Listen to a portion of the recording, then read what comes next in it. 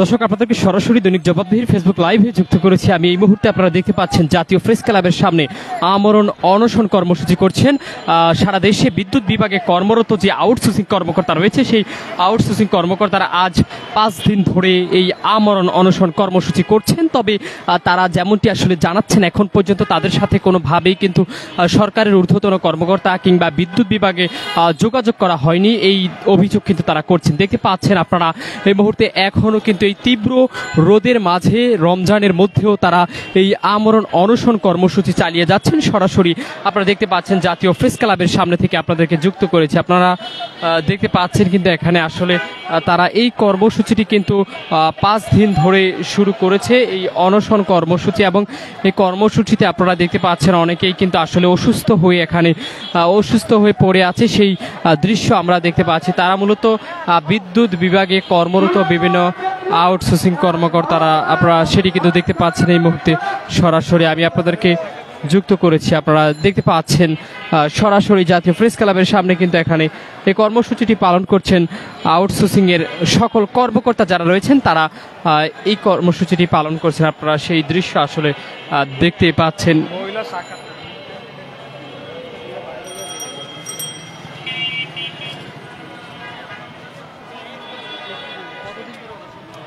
আমাদের অনশন চলতেছে 5 দিন, আজকে রানিং 5 দিন হলো আমাদের অনশন অব্যাহত আছে।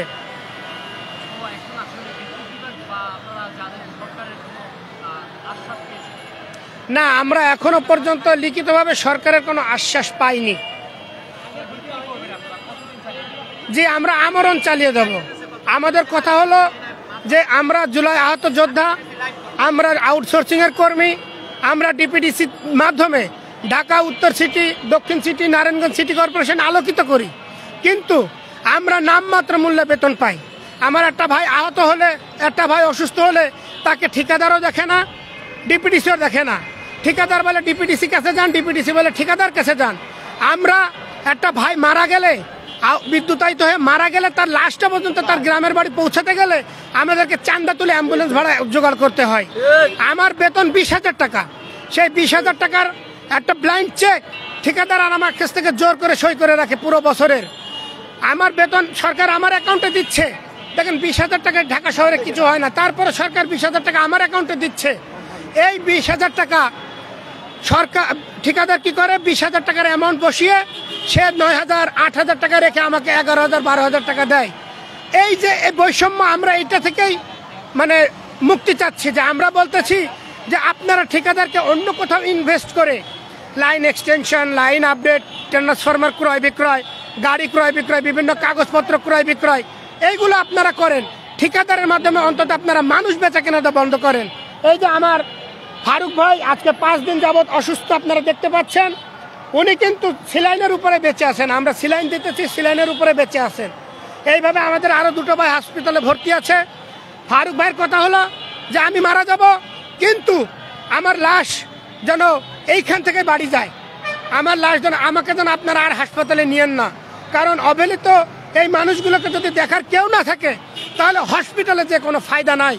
এই জন্য আমরা বলবো সরকারের পক্ষ থেকে যদি কোনো মুখপাত্র আমাদেরকে 2 কথার লিখিত দেয় যে আপনারা এখান থেকে উঠে যান, আমরা এতদিনের ভেতরে আপনাদের দাবি দাবা নিয়ে বিবেচনা করব। আমরা হাসি মুখে এখান থেকে আমরা অবস্থান ত্যাগ করব, কারণ আমরা সরকার আমাদেরই একটি অংশ। আমরা কোনো মতে সরকারকে কোনো জবাবদিহিতা, কোনো সমালোচনার মুখে ফেলতে চাই না। শুনছিলেন দর্শক, আসলে এখানে তারা কিন্তু জানাচ্ছেন যেমনটি আমরণ অনশন কর্মসূচি কিন্তু চালিয়ে যাবেন যতক্ষণ পর্যন্ত তাদের যে দাবি সেটি যদি আদায় না হয়, তখন পর্যন্ত কিন্তু তারা এই আন্দোলন চালিয়ে যাওয়ার হুঁশিয়ারি দিচ্ছেন। আপনারা দেখতে পাচ্ছেন অসংখ্য আন্দোলনকারীরা এর মধ্যে আহত হয়ে পড়ে আছেন। তারা কিন্তু আজ 5 দিন ধরে এই অনশন কর্মসূচি চালাচ্ছেন, এমনটি তারা বলছেন।